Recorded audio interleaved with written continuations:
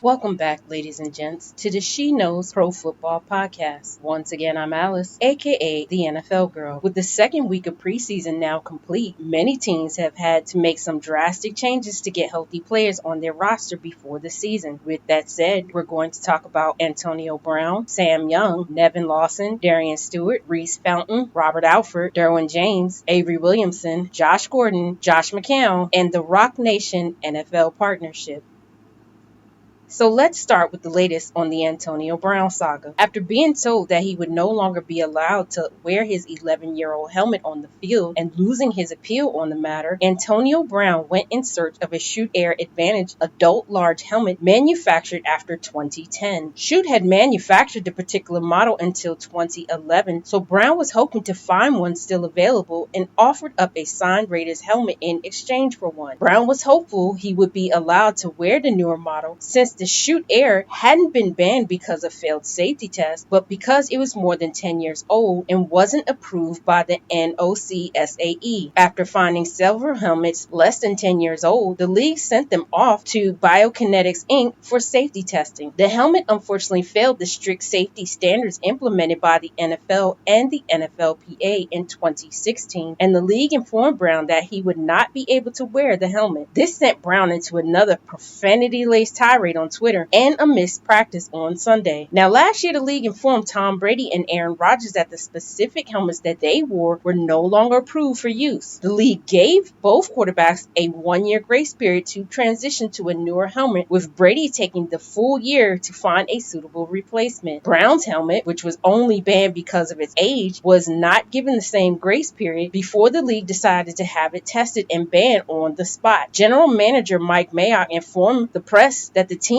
had done all it can to help Brown in this situation, but the veteran receiver must accept the league's decision and switch to a newer helmet if he wants to continue to play. Brown's refusal to switch has prompted some former players to even speak about the need for better safety equipment and why Brown should make the switch to a newer helmet. None of this seems to faze the 31-year-old, whose only options at this point are to file a lawsuit to seek a temporary injunction of the enforcement of wearing a new helmet, though this would still be a long shot, or to file another grievance asking to be given a one-year grace period to make the switch. With the Raiders giving Brown an ultimatum, no one is sure what the veteran pass catcher will do. He returned to practice on Monday as the league found two more Shoot Air Advantage helmets to test. Offensive tackle Sam Young has a new home for the 2019 season. Just days after losing offensive tackle Sean Coleman for the season, 49ers signed the 32-year-old offensive lineman. Young was drafted in the 6th round by the Cowboys in 2010. He would spend one season in Dallas before being released and signed by the Bills prior to the start of the 2011 season. He would spend 2 seasons in Buffalo before being released after week 4 of the 2013 season and being signed by the Jaguars. He spent 3 seasons in Jacksonville before signing with the Dolphins in 2016. In his 9-year NFL career, Young has played in 88 games, starting 21. Cornerback Nevin Lawson will begin his 2019 season away from the Raiders. On Monday, ESPN reported that the 28-year-old had been suspended for the first 4 games of the 2019 season for violation of the league's policy on performance-enhancing drugs. Lawson released a statement saying he tested positive for Osterin, though states he never knowingly taken the drug, which is banned by the league. This is the same anabolic substitute Titans offensive tackle Taylor Lewan recently tested positive and was suspended for. The drug is contained within 70 dietary supplements under another name, so unintentional ingestion is possible. Unfortunately for Lawson as well as Lewan, the responsibility falls on the player to know what they are taking and avoid ingesting any banned substances. Lawson signed a 1-year, $3.05 million contract this offseason with Oakland. The veteran defensive back will be available to practice and play through the preseason, but won't be available to hit the field in the regular season until week 5 against the Bears. Safety Darren Stewart has found a new home for the 2019 season. On Tuesday, NFL Network reported that the Tampa Bay Buccaneers were signing the 31-year-old. The Pro Bowler was originally signed by the Rams as an undrafted rookie out of South Carolina in 2010. He spent 4 years in Los Angeles before signing with the Ravens in 2014. He spent 1 year in Baltimore before signing with the Broncos in 2015. He spent 4 years in Denver before being released this offseason. In his 9-year NFL career, the Super Bowl 50 champion has amassed 454 tackles, 5 sacks, 45 pass deflections, 11 interceptions, 6 forced fumbles, and 1 defensive touchdown. Danny Etling has a new home for the 2019 season. On Wednesday, NFL Network reported that the Atlanta Falcons had claimed the 25-year-old off waivers. Etling was drafted in the 7th round by the Patriots in 2018. He would spend 2 seasons in New England on the practice squad before switching to wide receiver and being released this offseason. Wide receiver Reece Fountain's 2019 season is over. On Thursday, NFL Network reported that the 23-year-old was carted off the practice field after suffering a dislocated and fractured ankle. He underwent surgery and was released from the hospital Thursday night. The second-year pass catcher was drafted by the Colts in the 5th round in 2018. After earning his way onto the active roster in December, Fountain was looking to compete for a starting spot during training camp prior to his season-ending injury. Cornerback Robert Alford is out for most of the 2019 season. On Friday, ESPN reported that the 30-year-old had suffered a tibia fracture and would miss significant time. Alford suffered the gruesome injury during practice on Tuesday. He is expected to miss 2 months with a potential return in Week 8. Alford spent the previous 6 seasons with the Falcons before being signed by the Cardinals this offseason. His loss, combined with Patrick Peterson's 6-game suspension, leaves Tremaine Brock as the team's most experienced corner to start the 2019 season. Safety Derwin James will miss most of the 2019 season. On Friday, NFL Network reported that the 23-year-old had suffered a stress fracture in his 5th metatarsal and would undergo surgery. He is expected to be out 3 to 4 months. The second-year defensive back was drafted by the Chargers in the 1st round in 2018. He earned a Pro Bowl selection and first-team All-Pro in just his first season and amassed 105 tackles, 3.5 sacks, 13 pass deflections, and 3 interceptions. The loss will push Desmond King and Rayshawn Jenkins into bigger roles this season.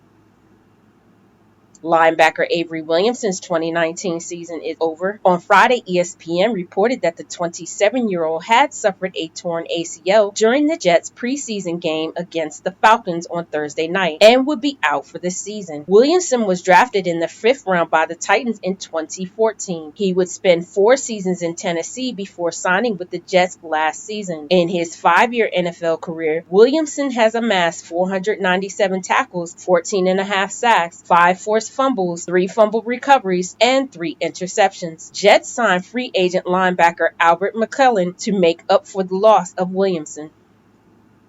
Wide receiver Josh Gordon is back in the NFL. On Friday, the NFL announced that the 28-year-old had been conditionally reinstated to the league following his indefinite suspension in December. Gordon was allowed to rejoin the team on Sunday and was added to the Patriots roster on their non-football injuries list. The NFI list allows Gordon to be activated to the roster at any time and counts against the team's 90-man roster. He is expected to make a quick return to the starting lineup. In a subsequent move, the team released wide receiver Dontrell Inman to create space on the roster for Gordon. Inman was signed to the team in mid-May.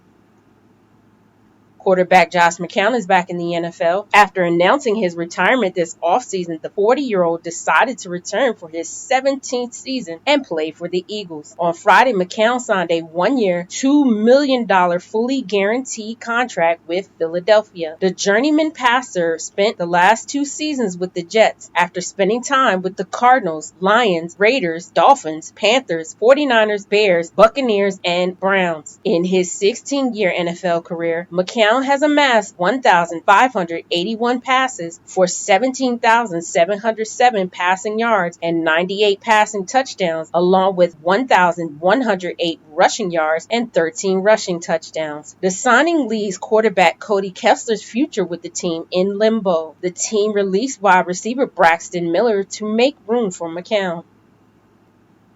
Tragedy struck the NFL as a young former player was killed on Saturday night. On Sunday, ESPN reported that 36-year-old Cedric Benson died in a motorcycle crash late Saturday night. Law enforcement reported the crash occurred at 10:22 p.m. when a motorcycle hit a white minivan that was pulling out onto the roadway. Benson and his girlfriend were killed and 2 others were injured in the accident. Benson was a standout running back for the Texas Longhorns from 2001 to 2004, and his 5,540 yards ranked 9th in NCAA history. He scored 64 career touchdowns with the Longhorns and won the Doak Walker Award given to the nation's top running back in 2004. He was the only player in school history to rush for at least 1,000 yards in 4 seasons and was inducted into school's Hall of Honor in 2014. In 2005, he was drafted in the first round with the 4th overall pick by the Bears. He would spend 3 lackluster and contentious seasons in Chicago before signing with the Bengals in 2008. In Cincinnati, Benson would flourish, finishing with over 1,000 yards per season in 3 out of his 4 seasons with the team. Benson would sign with the Packers in 2012, but after suffering a Linsfranc injury in the middle of the season, he landed on injured reserve and would never play in the NFL again. In his 8-year NFL career, Benson played in 96 games and amassed 1,600 rushes for 6,017 rushing yards and 32 rushing touchdowns, along with 120 receptions for 833 receiving yards and 1 receiving touchdown. Though his career was short and often plagued by on and off-field issues, he was a part of a great Bengals team in the early 2000s. Players such as Chad Johnson, Terrell Owens, Lance Briggs, and Peanut Tillman all expressed their grief over his tragic and sudden death. He will be missed by many who played with and against him, and also those who coached him.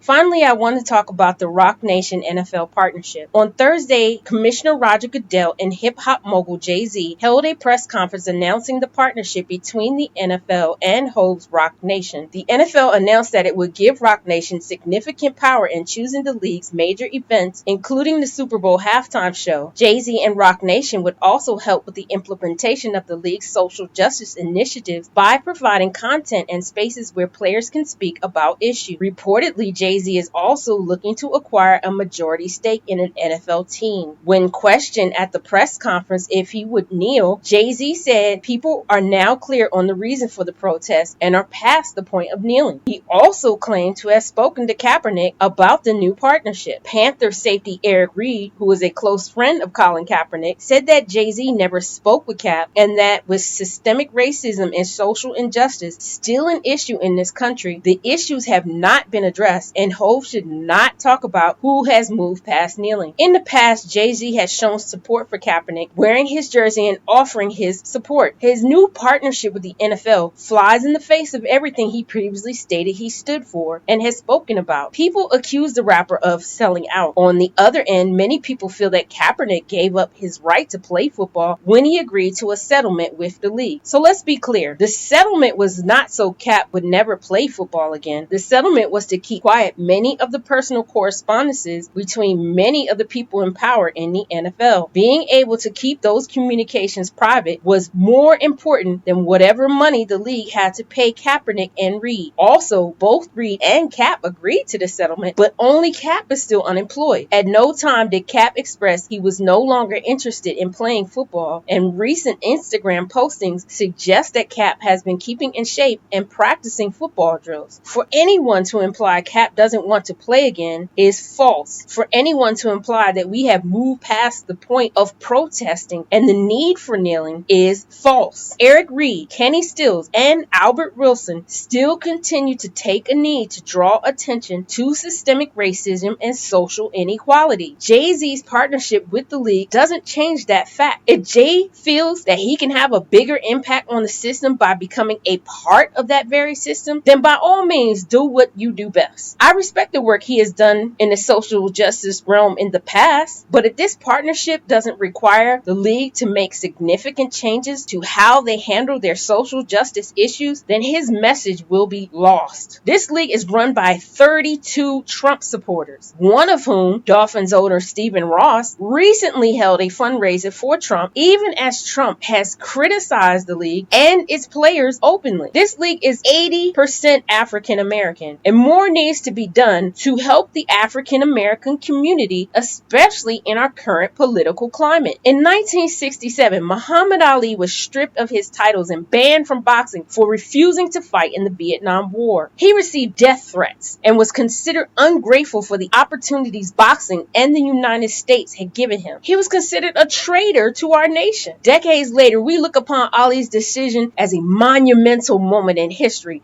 that opened this discussion of social change. Colin Kaepernick is considered a pariah, ungrateful for the opportunity the NFL gave him to play a sport he loved and make millions doing so. Now look, will we someday look back on Kaepernick's decision and see it as a moment when social consciousness was brought back to the forefront? And if so, what side of history will the NFL and Jay-Z be on?